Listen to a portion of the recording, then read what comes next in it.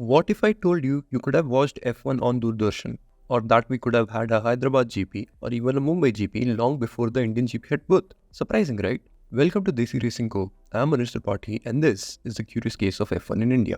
To answer that question, let's go back to the times when F1 was in India. It all started all the way back in 1995. Schumacher had just won his first F1 championship last year. The world is mourning the passing away of Senna.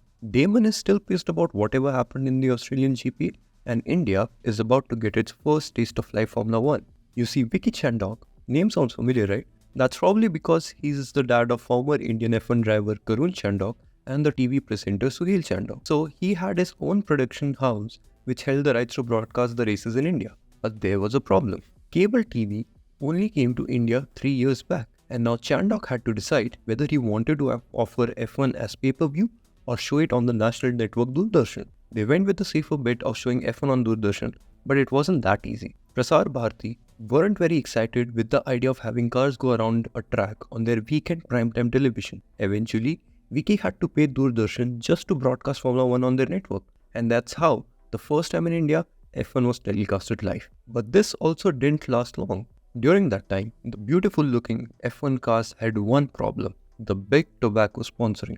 Parliament decided that promoting such things on the small screen is probably not the best thing to do, and the broadcasts were cut. Later on, the sport moved on to ESPN Star, which is what Star Sports was known as in the early 2000s. One thing a lot of new F1 fans don't know is that we used to have our own pre- and post-race shows in India as well.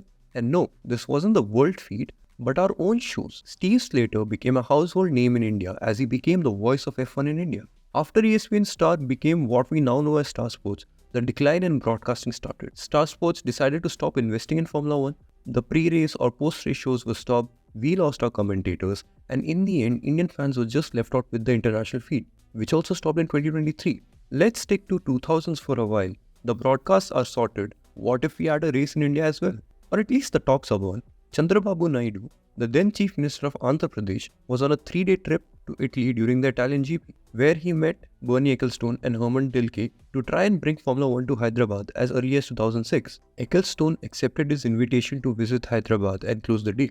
And not just that, but even a pre-agreement of 7 years was signed to host F1 in the city from 2007. But that wasn't only it. Sharad Pawar, the ex-CM of Maharashtra, also announced that Mumbai will bid for a race too alongside Hyderabad, saying it had better existing infrastructure and was more suited to host a race in the near future.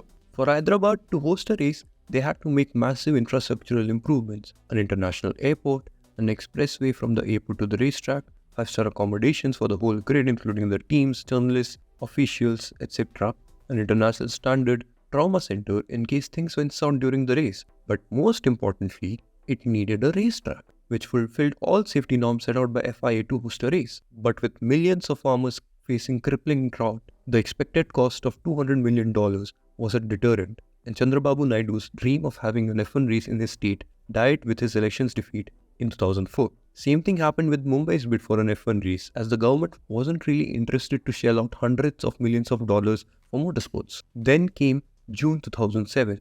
After months of negotiation between Indian Olympic Association and Bernie Ecclestone, it was announced that India will finally host a race in the 2009 season, for which a track would be built in Gurgaon, designed by, yep, you guessed it right, Herman Tilke. But later on in September, it was revealed that the race will instead take place in 2010 at the Buddh International Circuit. But delay in land acquisition and construction works meant that the inaugural Indian GP was again delayed for another year.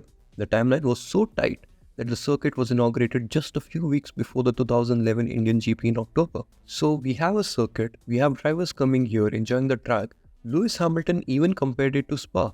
The racing is better than many tracks, Vettel is winning, everything is going amazingly good. So what went wrong then? The answer is irrational corporate decisions and stupid government policy. The owners of the track, JP Group, invested around $463 million at that time on the track, which they wanted to recover as soon as possible. Not just that, they also had to pay somewhere around $50 million just to have the race on the calendar. This resulted in very high price tickets for the event. For the inaugural race, the cheapest ticket was available for Rs 2,500, while the main grandstand carried a whopping Rs 35,000 price tag. The organizers had later slashed it to Rs 15,000 for just the race day, following poor sales. Irrespective of this, the inaugural race saw a footfall of around 1 lakh people. This number was reduced to only 65,000 people following year. Although ticket prices were also reduced, the cheapest tickets for the 2012 Indian GP was available for Rs 2,000 on the race day, with the most expensive grandstand tickets available for Rs 12,000 on Sunday. The customers also had an option to buy a season pass for all 3 days of the weekend, ranging from Rs 3,000 to Rs 21,000. For the third year, the footfall increased again. The race attracted a total of 85,000 people for the event, and the tickets were made even more affordable. The cheapest and the most expensive tickets for the race were priced around Rs 1,500 and Rs 12,000, whereas the season pass for the whole weekend ranged from Rs 2,000 to Rs 21,000. While it's true that the tickets were expensive at the start, but they became a little bit more affordable over time. People had started coming back, so everything looks sorted now, right?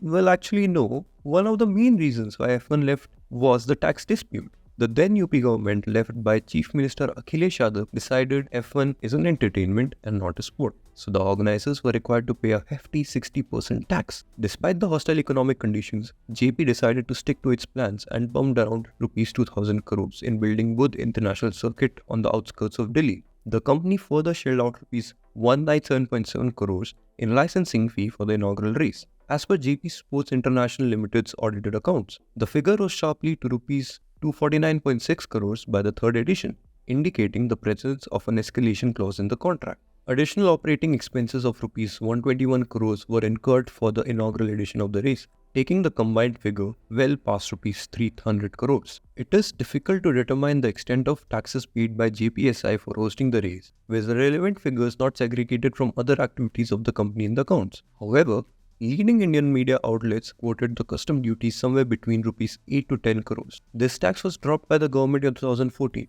a few months after the last Indian GP. As far as the revenue was concerned, the promoters could only recover Rs 140 crores from the 2011 Indian GP, despite 95,000 fans turning up for the event. The figure dropped by nearly half to Rs 76 crores in 2012, before recovering substantially to Rs 113 crores in 2013. By this time, JP had managed to reduce operational expenses of the circuit, bringing the total cost of staging the event down to Rs 273 crores. Even then, the conglomerate was forced to write off losses of Rs 160 crores without taking taxes into consideration. This was not all. There were a lot of other hurdles as well. The customs work to import equipment of race teams was a headache. Ferrari even stated that they lost the win in 2012 here because they couldn't get a few critical parts in time. The visa process wasn't kind either. Karun Chandok was quoted saying that over 50 different media people from around the world and from people from teams, engineers had called him to say that they're stuck in London without the visa and can't come to the race. In 2014, F1 wanted to host a race in March instead of October, but the organizers weren't ready to host this event twice in 6 months' time. Although they later agreed for a change, but by then Indian GP was already dropped from the calendar, and Bernie Ecclestone cited bureaucratic and political problems as the major reasons for not featuring India in the 2014 F1 calendar. Though there were assurances made that the race would be back in 2015, but that never happened. Later on, the owners of the track, JP Group themselves, went into financial troubles. The total debt of the conglomerate was estimated to be around Rs 75,000 crores as on March 31st, 2015, according to a foreign brokerage firm Credit Suisse. It was not a surprise that it chose to sell some of its cement and hydropower plants to reduce the debt burden. Now the question comes, what's next for the Indian GP? One of the biggest misconceptions people have is that the Indian government doesn't consider Formula 1 or motorsports in general as a sport but as an entertainment. While it is true that F1 was tagged as an entertainment when it was here, that was only by the then state government and not the central government. Back in 2015, the Indian government recognized motorsports as a sport